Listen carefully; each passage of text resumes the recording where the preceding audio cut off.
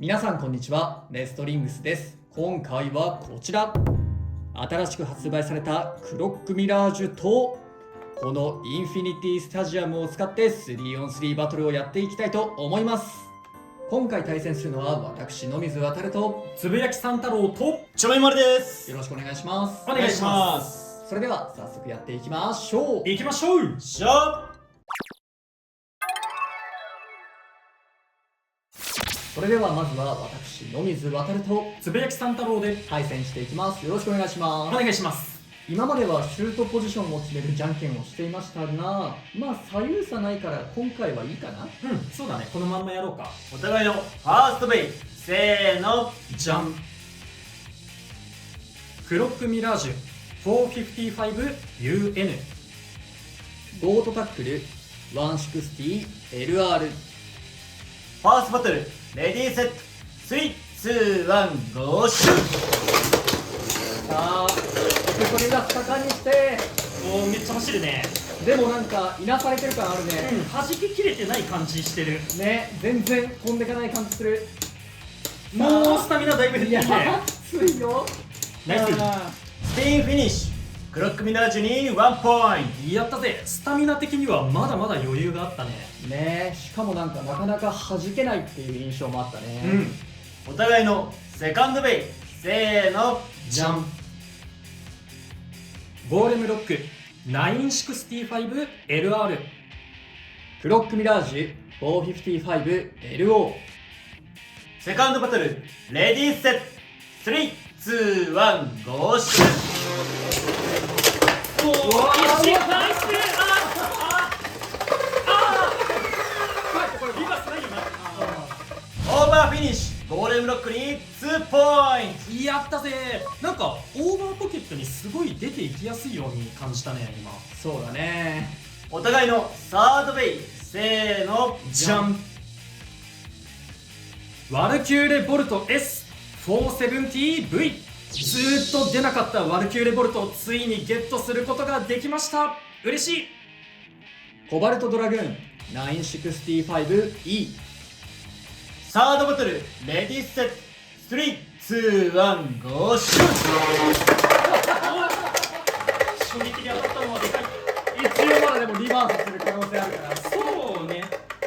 あんまないけど。でも内系のラチェットだとちょっと少なめかな、その確率。ただ俺らは止まるまではちゃんと見とかないとね。そうだね、リバースの可能性あるからね。そう止めるわけにも。 0% とも言えないからね、ここ止めるわけにはいかないから。いや、綺麗に回ってるね、ポケットの中で。ほんとね。でもなんか今回さ、このポケットの中で綺麗に回ってても、外に出てくることあるんだよな、最後の最後。ね、そうなんだよね。だから、ね、これだって先にスピン止まったじゃん。これ戻ってきたら、オーバーフィニッシュ、ワルキューレボルトに2ポイント。やったぜ。で、この勝負はつぶやきさん太郎選手の勝利だ。やったぜ。ただリバースあったら負けてるから、なかなか最後まで気が抜けないんだよね、このスタジアム。そうだね。まああとそのリバースを待ってる間にね、雑談できる時間があるっていうのもちょっとね。本当に完全に待ちの時間なんだよね。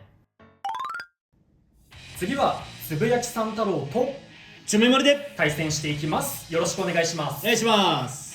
お互いのファーストベイ、せーの、じゃん。クロックミラージュ 455B。 シャークスケール 965M。 ファーストバトル、レディーセット、3、2、1、ゴーシュー。当たりたくない、当たりたくないよ。果敢に攻めたい。シャープには当たりたくない。ただこっち身長高いからね。いいぞいいぞ、クロックナイス。スピンフィニッシュ、クロックミラージュに1ポイント。やったぜ。安定感あったな、今の勝負は。お互いのセカンドベイ、せーの、じゃん。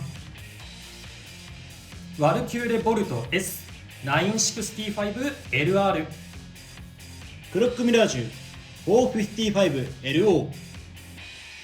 セカンドバトル、レディーセット、3、2、1、ゴーシュー。当たりたくないよ。なんかなるべくね、ポジションの左右が今ずれてて当たりたくないんだ。いいよ、そこまで来れば大丈夫だよ。いや、スタミナも少ないね、こっち。おー、スイングリッシュクロックミラージュに1ポイント。なんとか勝てた。お互いのサードベイ、せーの。じゃん。ドランソード 360F。 コバルトドレイク 450RA。 サードバトルレディーセット。3、2、1、ゴーシュ。アタック対決。対決。ナイス。だがこびてはいけない。よし、オーバーフィニッシュ。ドランソードに2ポイント。やったぜ。サードバトルでも決着がつかなかったので、デッキの順番を入れ替えて続きをやっていきます。お互いのフォースベイ、せーの。じゃん。クロックミラージュ。シャークスケール。フォースバトルレディーセット。3、2、1、ゴーシュ。わあ、めっちゃ簡単にオーバー飛んでくな。壁がないから。これがないね。あんま強いアタックした感じなかったんだけどね。いやー、クロックミラージュはさすがにリバースないと思うんだよな。でも止めるわけにはいかないんです。0% でない限り。そうだね。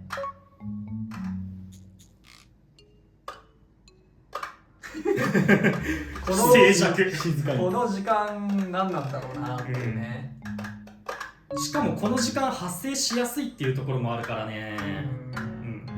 すでにこうやって雑談できてるってのもね、さっきも言ったけど、結構な時間がね、お互い綺麗に回ってね。ねえ、シャーク綺麗だな。マージだったよね、ビット。マージはね、こんな綺麗回る？しかも背高々だからね。カスタマイズ的には。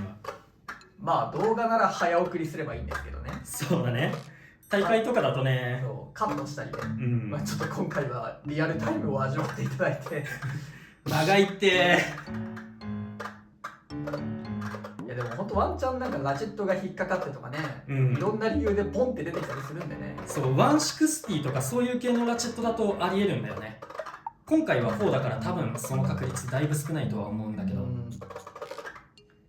や、壁にぶつかり徐々にスタミナが減ってきてるな、こっちのクロックミラージあー、オーバーフィニッシュシャークスケールに2ポイント。やったお互いのフィフスベイ、せーの。じゃん。ドランソード。ー。クロックミラージュ。フィフスバトルレディーセット。3、2、1、ゴーシュ。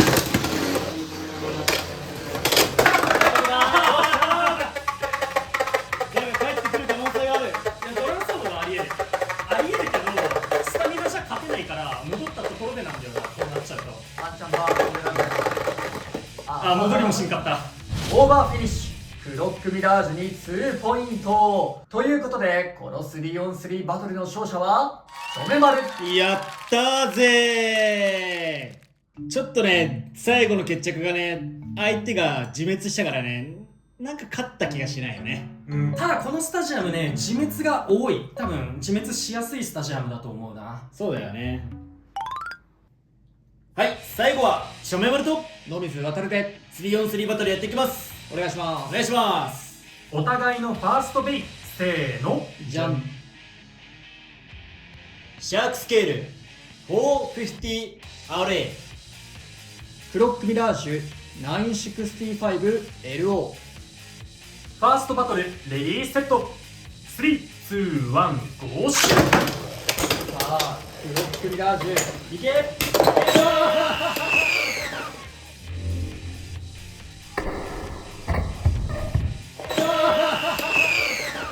ファーストフィニッシュ。シャークスケールに2ポイント。やったぜ。お互いのセカンドベイ、せーの。じゃん。クロックミラージュ 455LR。ウィザードロット 360B。セカンドバトル、レディーセット。3、2、1、ゴーシュ。おお嘘だろ。なんか今のな、オーバー行ってエクストリーム行ってオーバー行って帰ってきたけど、そして持久力、まああんなとここんだけ移動した分のね、そうだねロスはね、当然あるよね。どれかな。まあ1ポイントで済んでよかったねにしようか。そうだね。スピンフィニッシュクロックミラージュに1ポイント。やった。にしてもなんかすんごい動き方したね。そうだね。オーバー入ってエクストリームの方へ抜けていってまたエクストリームの方に行きながら帰るみたいなね。そうだね。だいぶスタミナロスしてたね。お互いのサードベイ、せーの。じゃん。インパクトドレイク 965M。 ケルベロスブラスト W960H。 サードバトルレディーセット。3、2、1、ゴー。ス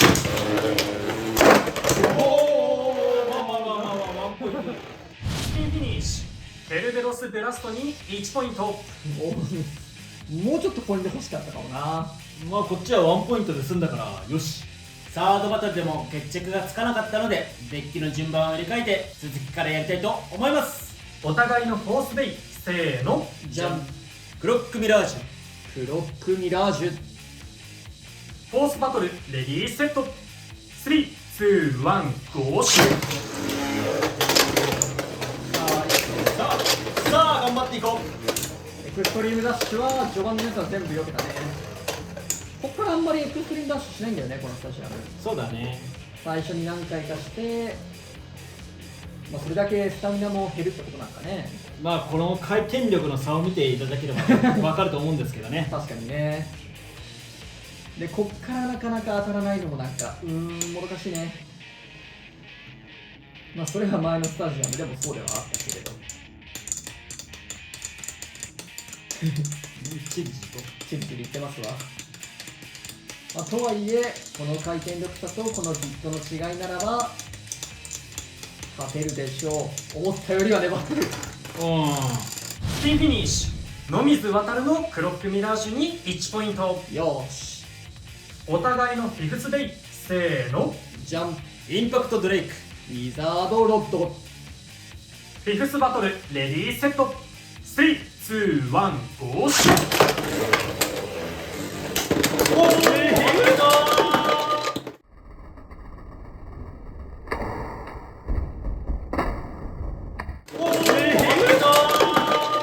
バーストフィニッシュウィザードロッドに2ポイント。ということでこの 3on3 バトルの勝者は野水航。イエーイ。まあ65とかねだったからちょっとバーストしちゃったかなって感じかな。はい、ということで今回はクロックミラージュのパーツを使ってインフィニティスタジアムでバトルしていきました。いかがだったでしょうか。まあインフィニティスタジアムについてはいろいろと言いたいことがあるんですが、先にねクロックミラージュの方の話からしようかなと思います。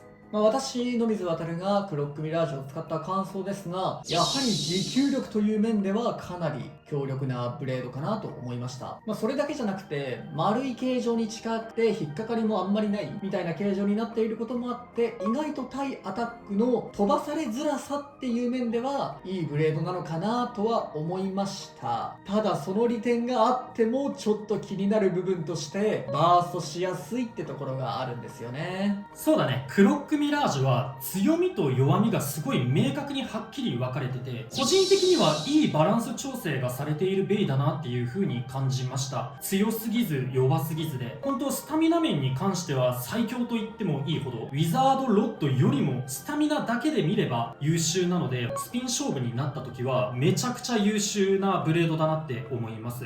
ただね、明確な弱点としてラチェットがすごいむき出しになっているっていうのと、ラチェットがシンプル構造のバーストしやすいラチェットしか付けられないということで、実際使ってみるとすごいバーストしやすくて、そこのバランス調整はうまいこと言ってるのかなと僕は思いました。なので自分よりも背の低いベイが相手だった時はバーストされてしまう率がすごく高くてめちゃめちゃ不利になってしまうんですけれど、自分よりも背が高い、もしくは自分と同じぐらいの背の高さのベイと対戦した時に関しては結構クロックミラージュの強みっていうのを活かせると思うので、このクロックミラージュに関しては僕はカスタムラインキラーなんじゃないかなというふうに思いました。カスタムラインのベイはね、基本的に背が高くなりやすいので、クロックミラージュの下に潜り込まれるっていうことがあんまりないんですよね。なのでカスタムラインに対してはすごい無類の強さを発揮しているように感じているので、今だとブラスト、ペガサスブラストとかワルキューレブラストとかが環境ではよく使われてると思うんですけど、これから新しく出てくるカスタムラインのベイが強ければ強いほど、このクロックミラージュもどんどん活躍していくのかなと思いました。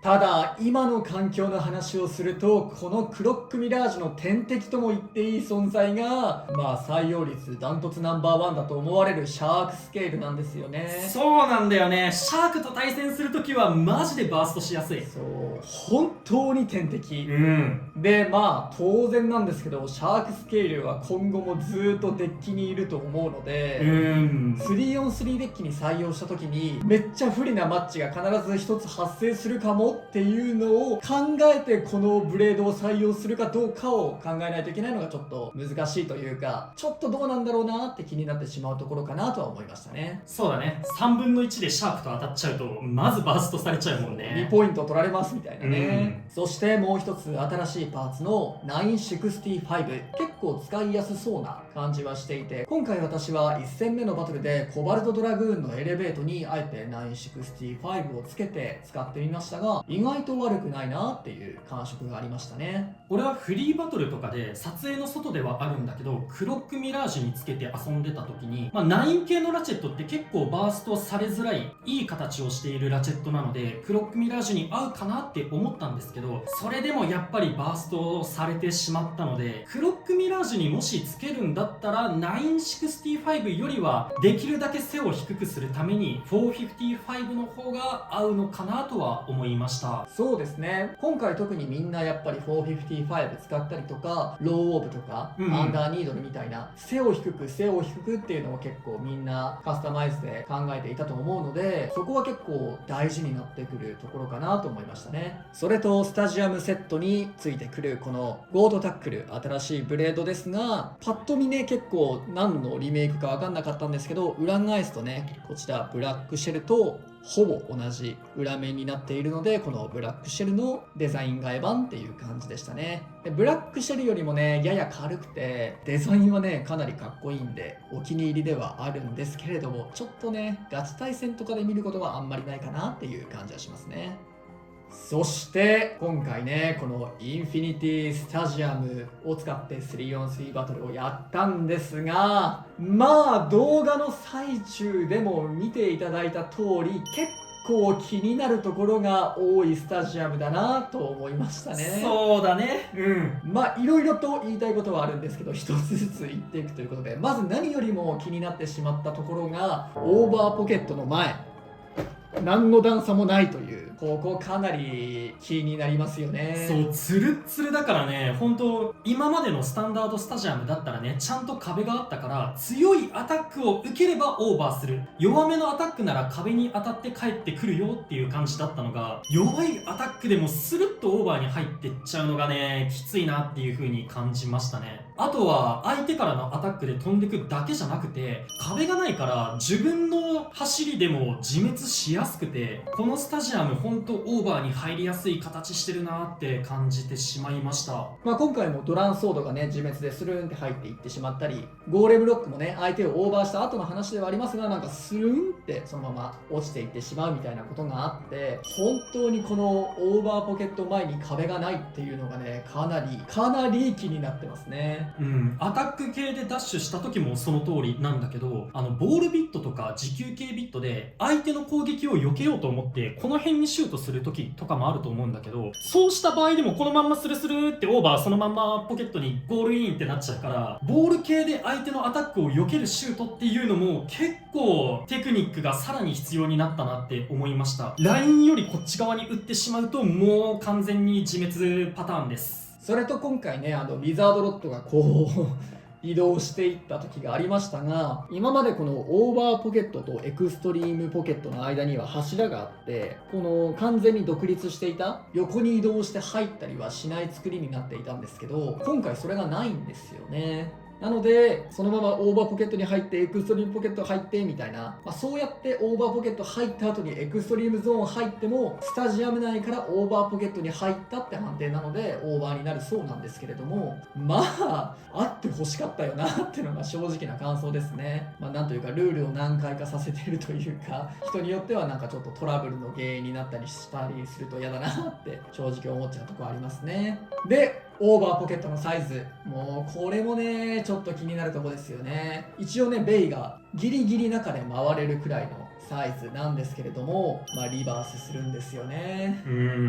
中で綺麗に回って終盤姿勢を崩してね、そのスタジアムの壁とかポケット内の壁とかにブレードやラチェットが当たるとバコーンっていって中に戻ってくる。これがあるせいでオーバーが決まった後も今回動画内であったみたいに真ん中のねベイが回り続けて止まった後にもしリバースすればリバースした方の勝ちになってしまうので、生還するしかないと。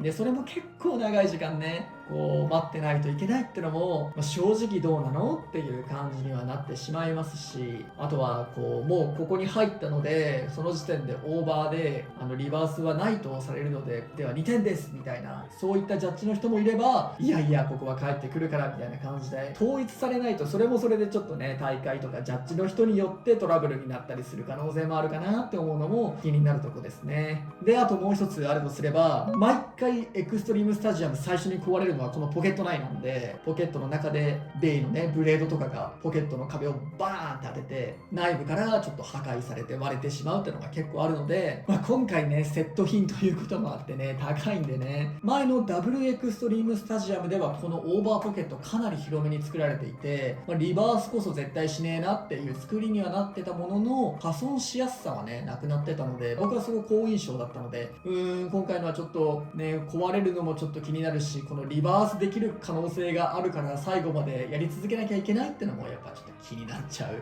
ところでしたね。あともう一個言うなら、今回オーバーポケットとエクストリームポケットが対角線上にあるんだよね。だからベイ同士がぶつかってお互いに吹き飛ばし合った時に同時オーバーとか同時エクストリームも起きてしまいやすい形状になってるので、そこもジャッジがちょっと難しくなるなって感じましたね。実際にねこの動画の外ではあるんですけど、対戦中に同時オーバー発生して俺その時見てたんですけど、あれは判定できないですね。難しいよね。でもね、もしこれもそのプレイヤーはいや俺の方が先に入ってなくて相手が先に入ったから俺のオーバーでしょってなったりして、トラブルになったりするとまたそれもね、ジャッジの意見がね絶対ではあるんですけど、やるせない気持ちになっちゃうよねっていうところもありますね。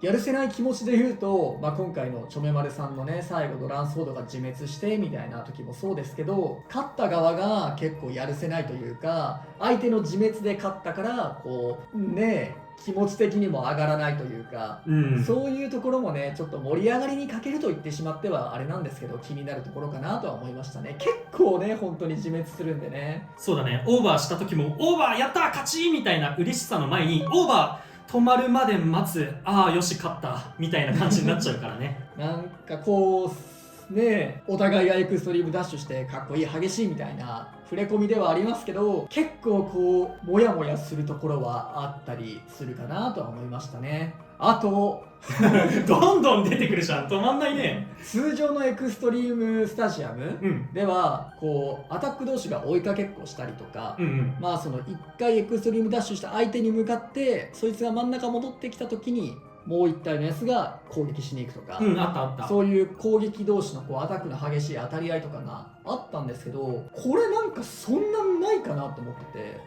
あとここで何度もすぐ回っちゃうとスタミナがなくなって、なんかその後は真ん中で消化試合が行われるみたいな感じがあって、そこもなんかね悪いことばっかり言って本当申し訳ないと思うんですけど、やった一プレイヤーの本音としてその盛り上がりというか激しさがあるっていう観点に関して言うんだったら、通常のエクストリームスタジアムの方が激しかったかなっていう風に遊んでて思いましたね。それはもちろんオーバーが軽く出てしまうみたいなね、その爽快感が足りなく感じてしまう理由の一つかもしれないんですけど、ここでちょっと皆さんに聞きたいんですけど、一応このインフィニティスタジアム、今後公式大会で一定の期間使われるということが公式から発表されているんですが、今後の動画もこのインフィニティスタジアムでやるべきかどうかっていうのはちょっと迷ってるところで、ちょっとね、ご意見いただければなと思ってますね。あんまり結構ね、決勝だけインフィニティスタジアムとかね、予選は普通のエクストリームスタジアムでやりますよってところもあったりするので、ちょっとね、スタジアムを2つ持ち運びができないとか、そういうこともあって、どっちを使おうか結構迷ってはいるので、もしなんかご助言いただければなとは思います。もしかしたらちょっとこのコメント欄がね、封鎖とかされてしまう可能性もあるので、投稿とか、コミュニティでもしかしたらアンケートとかを出したりして、そこで取るかもしれないので、よかったら皆さんもその意見というか、ご投票の方、ご協力いただければなと思います。ということで、結構ね、強みと弱みはっきりしていますが、明確に強いところもあるクロックミラージュや、元レアベイのね、コバルトドレイク、今入手方法のないコバルトドレイクとかが入手できるインフィニティスタジアムセット、興味のある方はぜひ買って遊んでみてください。この動画が良かったら、グッドボタンとチャンネル登録よろしくお願いいたします。それではまた次の動画でお会いいたしましょう。バイバイ。バイバーイ。